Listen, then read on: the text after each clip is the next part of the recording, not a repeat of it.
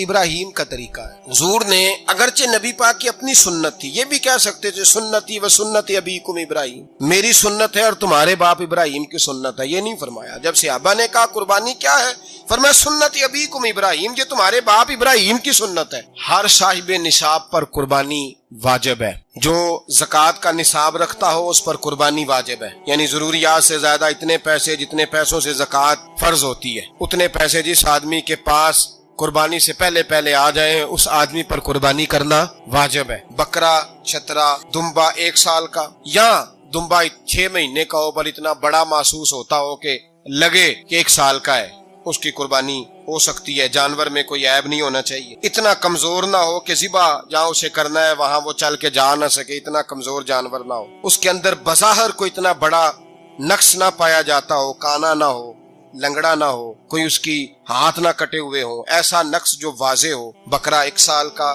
گائے اور بھینس یہ 2 سال کی، اونٹ 5 سال کا۔ اب اس میں یہ ہے کہ ہمارے بہت سارے دوست چونکہ ہم دیہاتی لوگ ہیں تو پوچھتے ہیں کہ دوندا نہیں ہے تو چوگا نہیں ہے، تو یہ ہماری پنجابی کی اصطلاحات ہیں، پنجابی کی۔ شریعت اسلامیہ نے سال بتائے ہیں، یہ تو ہم نے اپنی آسانی کے لیے یا دیہاتوں میں جو ماحول تھا اس طرح کا جانور لیں، خوبصورت جانور لیں۔ جو نصاب ہے وہ بھی میں نے آپ کو بتایا، لیکن ایک اور پہلو بھی ہے، نبی پاک صلی اللہ علیہ وسلم پہ زکوٰۃ کبھی فرض نہیں ہوئی، کبھی حضور پہ زکوٰۃ فرض نہیں ہوئی۔ نبی پاک صلی اللہ علیہ وسلم کے پاس اتنا سرمایہ کبھی اکٹھا ہوا ہی نہیں کہ زکوٰۃ فرض ہو، لیکن نبی پاک کے صحابہ فرماتے ہیں کہ مدینے کے 10 سالوں میں اللہ کے رسول نے ہر سال قربانی فرمائی ہے، ہر سال قربانی دی، اور جس سال حضور حج کرنے گئے اس سال اللہ کے نبی نے 63 اونٹ ذبح فرمائے، اور حضور صلی اللہ علیہ وسلم جب اونٹ ذبح کرنے لگتے نا تو صحابہ کہتے ہیں اونٹ خود دوڑ کے حضور کے سامنے آ کے لیٹ جاتا، اور نبی پاک اسے ذبح کرتے اور فرماتے ہیں ایک دوسرے کو دھکے دیتے اونٹ کے، پہلے میں نے جانا ہے ذبح ہونے کے لیے، پہلے میں نے، انہیں پتا تھا کہ جو مصطفیٰ کے ہاتھوں ذبح ہوگا وہ تو دائمی زندگی پا جائے گا، یہاں بھی وہاں بھی زندہ۔ 63 اونٹ ذبح کیے، ایک اونٹ میں کتنی قربانیاں ہوتی ہیں؟ 7۔ اب 63 کو 7 سے ضرب دو گے تو کتنی بنے گی؟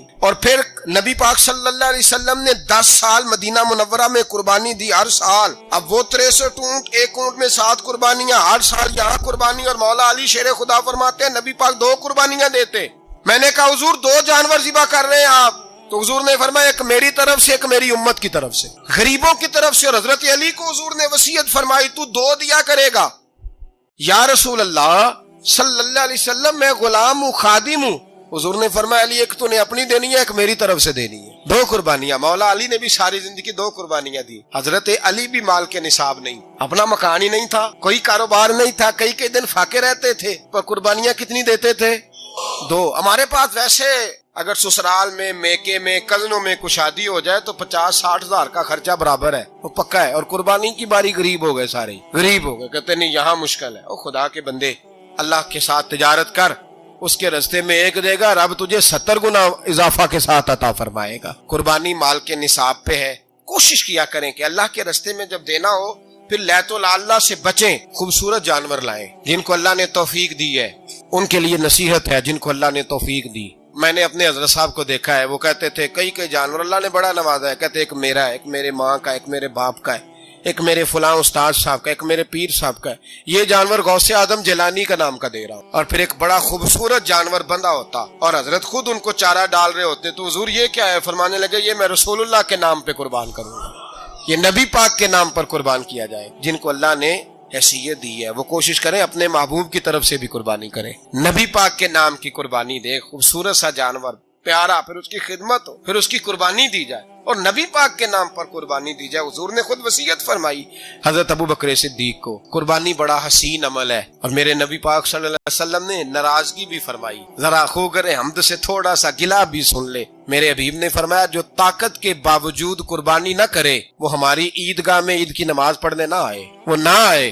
اور یا رسول اللہ جو کرے گا، فرمایا قربانی کے جانور کا خون کا قطرہ بعد میں زمین پہ گرے گا، اللہ اس کے سارے گناہ پہلے معاف فرما دے گا، اللہ اس کے سارے گناہوں کو بخشے گا۔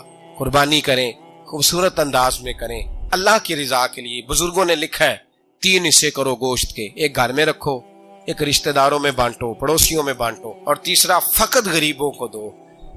لیکن میں اکثر یہ سوچتا ہوں کہ ہمارے ہاں قربانی کرتا ہی وہ ہے جن کے گھر میں ہر جمعرات کو چھوٹا گوشت پکتا ہے، اور جن کے گھر میں ہفتے میں 3 دفعہ مرغی کا گوشت پکتا ہے، وہی تو قربانی دینے کے قابل ہوتے۔ تو وہ بھی اگر قربانی کے بکرے میں سے بھی تیسرا رکھنا چاہیں تو اجازت تو ہے، میں نے کہا سارا رکھنے کی بھی اجازت ہے، لیکن اگر آپ مہربانی کریں، کوشش کریں کہ یار ہم تو سارا سال ہی کھاتے ہیں، اور ہمارے یہاں جو گوشت تقسیم ہوتا ہے نا وہ بھی باری لگی ہوئی ہے، ادھر سے پلیٹ آئی تھی گوشت کی تو ادھر سے بھر کے چلی گئی، بھئی اس نے کی ہے، اس کو بار بار گوشت دینے کا کیا مطلب ہے؟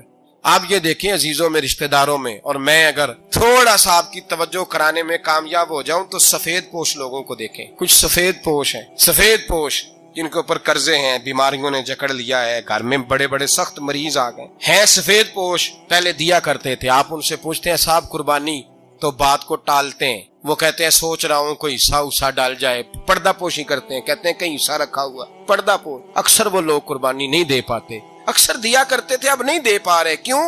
اس لیے کہ مشکلات ایسی آ گئیں۔ ان لوگوں کا خیال کریں، ان کے گھروں تک گوشت پہنچا کے آئیں، ان پر توجہ کریں۔ وہ سفید پوش آدمی کبھی ذکر نہیں کرے گا، کچھ تو ایسے ہیں جو خود پہنچ جاتے ہیں کہ ہمیں گوشت دیا جائے، لیکن کچھ سفید پوش ہیں لا یسألون الناس الحافا، اللہ فرماتے کچھ لوگ لپٹ لپٹ کے سوال نہیں کرتے، سفید پوشی کا بھرم رکھتے ہیں، کا مزاج نہیں۔